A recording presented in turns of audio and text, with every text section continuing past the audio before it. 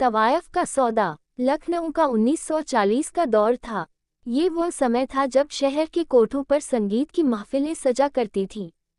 उन्हीं में से एक कोठा था गुलबहार का, जो अपनी खूबसूरती और नृत्य कला के लिए पूरे शहर में मशहूर थी। उसकी महफिल में अमीर नवाब, शायर और रईसों का आना जाना लगा रहता था। हर कोई उसकी एक झलक पाने के लिए बेकरार रहता था। लेकिन गुलबहार की इस शोहरत और चमक दमक के पीछे एक गहरा और डरावना राज छिपा हुआ था। गुलबहार को शोहरत का ये मुकाम यूं ही नहीं मिला था। 15 साल पहले, जब वह एक साधारण तवायफ थी और उसके कोठे पर कोई नहीं आता था, तब उसकी मुलाकात एक रहस्यमय अजनबी से हुई। वह एक काली रात थी। आसमान में बिजली कड़क रही थी और बारिश हो रही थी। तभी उसके कोठे के दरवाजे पर दस्तक हुई। गुलबहार ने दरवाजा खोला तो एक लंबा, काला नकाब पहने व्यक्ति खड़ा था। उसकी आंखें लाल अंगारों की तरह चमक रही थीं। उस अजनबी ने कहा, तुम्हारे पास सब कुछ हो सकता है, दौलत, शोहरत और वो खूबसूरती जिससे लोग तुम्हारे लिए जान देने को तैयार हो जाएं। लेकिन बदले में तुम्हें अपनी आत्मा देनी होगी। गुलबहार पहले तो डर गई, लेकिन फिर अपने सपनों और लालच के आगे हार मान गई। उसने उस अजनबी के साथ यह सौदा कर लिया। कुछ ही समय में गुलबहार लखनऊ की सबसे मशहूर तवायफ बन गई। उसके कोठे पर महफिलें सजने लगीं। उसकी खूबसूरती और नृत्य कला के चर्चे दूर दूर तक होने लगे। लेकिन ये सब सिर्फ 15 साल के लिए था। 15 साल बीत गए। गुलबहार अब भी अपनी महफिलों की शान बनी हुई थी, लेकिन उसके दिल में एक अजीब सा डर बसने लगा था।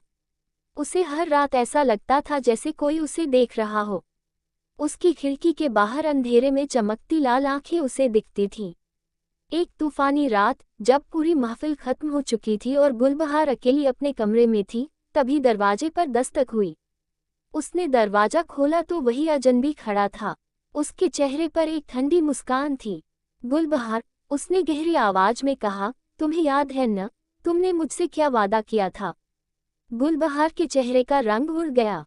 उसने कांपती आवाज में कहा, नहीं, मुझे और वक्त चाहिए, मैं अभी तैयार नहीं हूँ।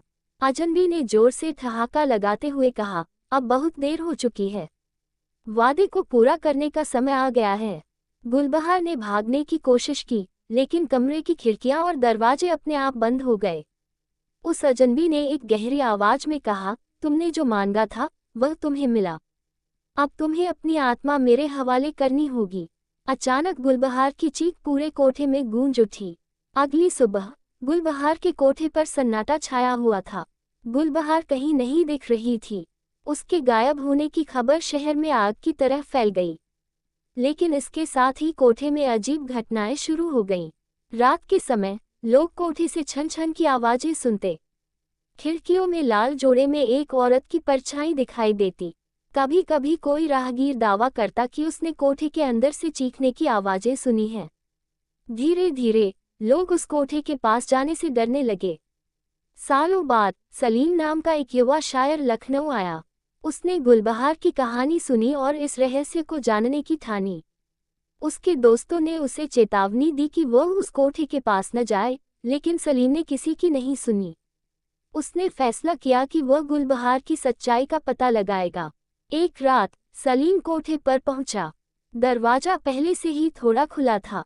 अंदर घुसते ही दरवाजा खुद बंद हो गया। कोठे के अंदर अजीब सी ठंडी हवा चल रही थी। चारों ओर सन्नाटा था। दीवारों पर लगे आईनों में अजीब अजीब परछाइयां चलती दिख रही थीं। अचानक, छन छन की आवाज गूंजने लगी। सलीम ने पलटकर देखा तो लाल जोड़े में एक औरत खड़ी थी। उसकी आंखें खून जैसी लाल थीं और उसके चेहरे पर एक अजीब सी मुस्कान थी। तुम यहाँ क्यों आए हो? उसने धीमी लेकिन डरावनी आवाज में पूछा। सलीम ने डरते हुए कहा, मैं सच जानना चाहता हूँ। तुम कौन हो? उसने ठहाका लगाते हुए जवाब दिया, मैं वही हूँ जिसने अपनी आत्मा बेच दी थी। अब ये कोठा मेरी कैद है, और जो भी यहाँ आता है, उसकी आत्मा मेरी हो जाती है। सलीम ने भागने की कोशिश की, लेकिन दरवाजा बंद हो गया। दीवारों से खून टपकने लगा। चारों ओर से डरावनी आवाजें आने लगीं। गुलबहार की परछाई सलीम की ओर बढ़ने लगी। वह चिल्लाया, लेकिन उसकी आवाज कोठे की खामोशी में खो गई। अगली सुबह, सलीम का शव कोठे के बाहर मिला। उसका चेहरा डर से विकृत हो चुका था। लोगों ने इस घटना के बाद कोठे के आसपास जाना भी बंद कर दिया। कहते हैं कि आज भी उस कोठे से छन छन की आवाजें आती हैं। कुछ लोगों ने वहां गुलबहार को चलते देखा है। लोग उसे भूतिया कोठा कहते हैं, लेकिन सच्चाई यह है कि गुलबहार का सौदा उसे हमेशा के लिए एक ऐसी कैद में ले गया जहां से वह कभी बाहर नहीं निकल सकती। लालच और आत्मा का सौदा कभी सुकून नहीं देता।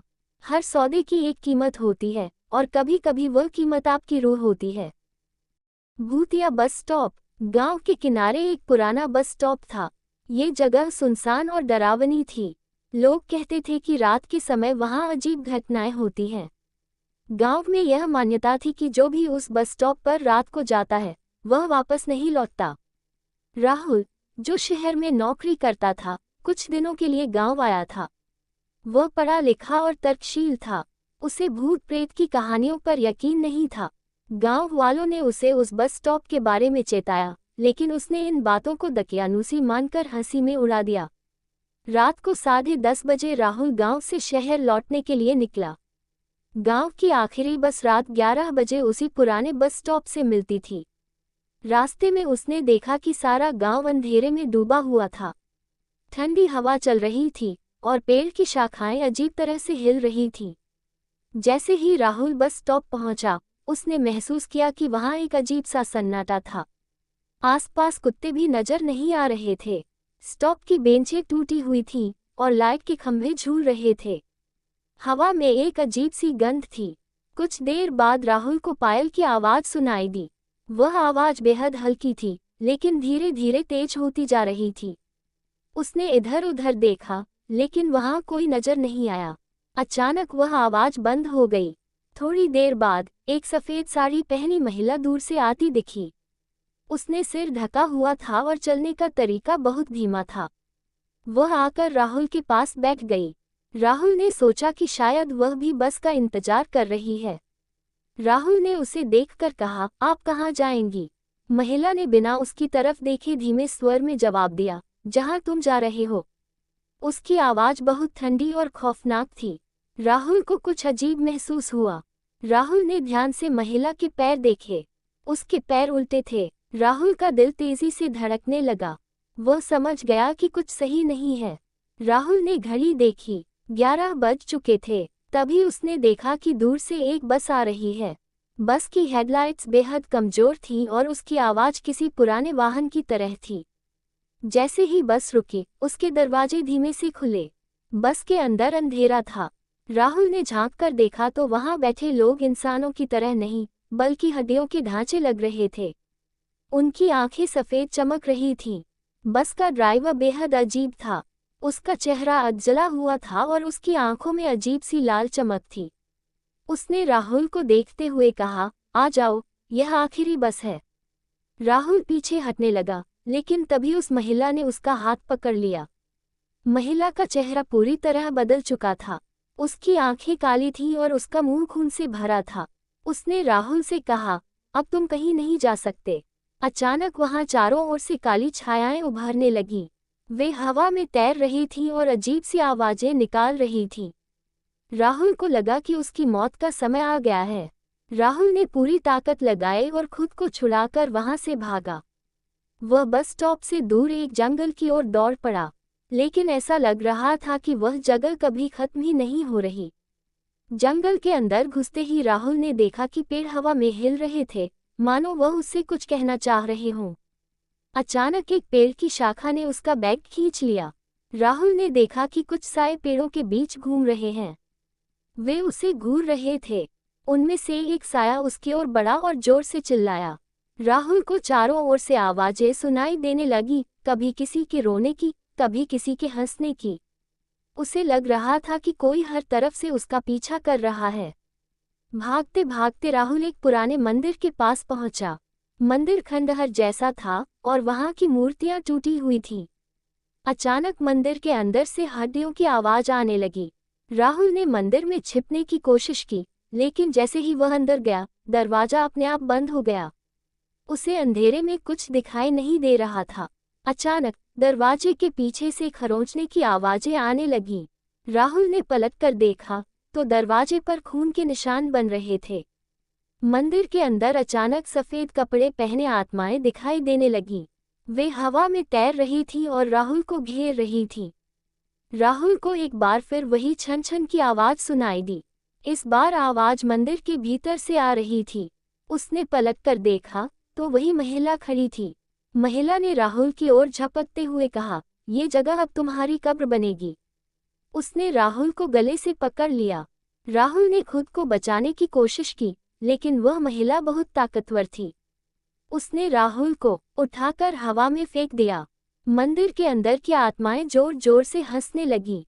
वे राहुल को घेर कर नाचने लगी। राहुल को लगा कि अब उसकी जिंदगी खत्म हो चुकी है। सुबह गांव वाले मंदिर के पास पहुंचे। उन्हें राहुल का बैग और जूते वहां पड़े मिले, लेकिन राहुल का कोई निशान नहीं था। गांव वालों ने सोचा कि राहुल भी उसी भूतिया बस स्टॉप का शिकार हो गया। वे डर के मारे बस स्टॉप और मंदिर के पास जाना बंद कर चुके थे।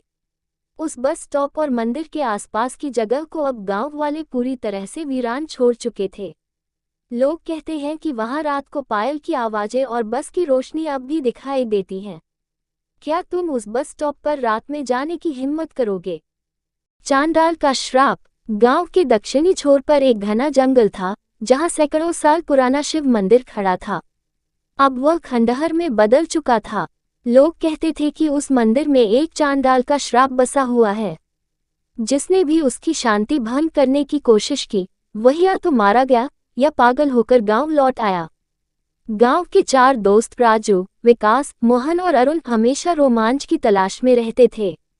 एक दिन गांव के बूढ़े पुजारी ने उन्हें मंदिर के बारे में चेतावनी दी। उस जगह मत जाना, पुजारी ने कहा। वहां एक चांडाल की आत्मा है जो अपने श्राप में लोगों को जकड़ लेती है।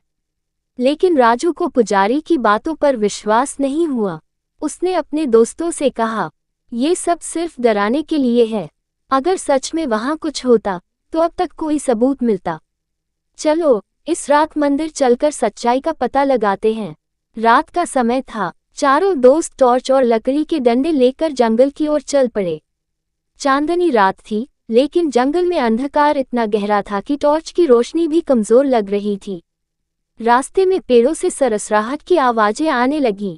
अचानक एक उल्लू चिल्लाया और विकास डरकर पीछे हट गया। क्या ये सही विचार है? मुझे ये जगह ठीक नहीं लग रही, विकास ने कहा। राजू ने उसे हंसते हुए जवाब दिया, डर मत, ये सब तुम्हारी कल्पना है। जब वे मंदिर के करीब पहुंचे तो हवा अचानक ठंडी हो गई। वहां अजीब सी दुर्गंध थी, जैसे कुछ सड़ रहा हो। मंदिर के चारों ओर टूटी फूटी मूर्तियां पड़ी थीं और पेड़ों पर कौवे अजीब तरीके से कांव कांव कर रहे थे। मंदिर के दरवाजे पर खून से बने निशान थे। विकास ने हकलाते हुए पूछा, ये खून किसका हो सकता है? लेकिन राजू ने उसकी बात को नजरअंदाज कर दिया और दरवाजा खोलने की कोशिश की। जैसे ही उन्होंने दरवाजे को धक्का दिया, वह चरमराहट के साथ खुला। मंदिर के अंदर अंधेरा छाया हुआ था। दीवारों पर रक्त से बने त्रिभुज और विचित्र चिन्ह चमक रहे थे। छत से जालों में उलझे चमगादड़ लटके थे। एक कोने में टूटी हुई शिवलिंग और उसके पास जले हुए शवों की राख बिखरी हुई थी। तभी अचानक एक भारी आवाज गूंजी, क्यों आए हो यहाँ? लौट जाओ जब तक समय है। चारों ने एक दूसरे को डर भरी नजरों से देखा।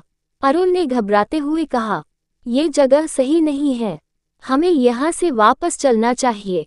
लेकिन राजू ने उसे शांत करते हुए कहा, ये सिर्फ हमारी कल्पना है, डरने की कोई बात नहीं। जैसे ही राजू ने त्रिशूल को छूने की कोशिश की, अचानक जमीन कांपने लगी। दीवारों से धुआं उठने लगा और हवा में अजीब सी बदबू फैल गई। तभी एक भयानक चीख गूंजी और धुएं के बीच से एक काले साए ने आकार लिया। वह चांडाल था। उसकी आंखें अंगारों जैसी जल रही थीं।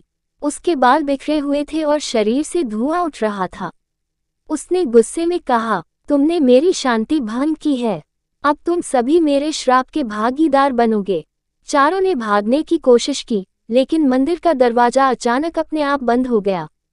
दीवारों पर बने रक्त के चिन्ह से खून बहने लगा। मंदिर की छत से सड़ी गली लाशें झूलने लगीं। मोहन चिल्लाया, यह क्या हो रहा है? हमें यहाँ से बाहर निकलना होगा। लेकिन जैसे ही वह दौड़ने लगा, उसकी टांग किसी अदृश्य शक्ति ने पकड़ ली और उसे जमीन पर घसीटने लगी। उसके चेहरे पर खौफ साफ दिखाई दे रहा था। विकास ने उसे बचाने की कोशिश की, लेकिन तभी उसकी आंखों के सामने एक कंकाल प्रकट हुआ, जिसने उसकी गर्दन पकड़ ली। अरुण ने दीवार की ओर भागने की कोशिश की, लेकिन दीवारें जैसे जिंदा हो गईं और उसे घेरने लगीं। चांडाल ने गुस्से में कहा, मैं यहाँ वर्षों से कैद हूँ। इस मंदिर में जो भी आता है, उसकी आत्मा मेरी कैद का हिस्सा बन जाती है। उसने अपनी उंगली से हवा में कुछ मंत्र लिखा। अचानक चारों के शरीर जमीन में समाने लगे। उनकी चीखें पूरे मंदिर में गूंज उठीं। अगली सुबह गांव के कुछ लोग मंदिर के पास पहुंचे। उन्होंने देखा कि मंदिर के दरवाजे के बाहर 4 जोड़ी चप्पलें पड़ी थीं। अंदर जाने की किसी की हिम्मत नहीं हुई, लेकिन कुछ ने बताया कि रात को वहां से अजीब सी हंसी और चीखें सुनाई दी थीं। गांव वालों का विश्वास और गहरा हो गया कि वह मंदिर श्रापित है। कहते हैं, जो भी वहां गया, वह कभी वापस नहीं आया। और जो उसकी कहानी सुनता है, वह रात में छन छन की आवाजें और चांडाल की गूंजती हंसी महसूस करता है।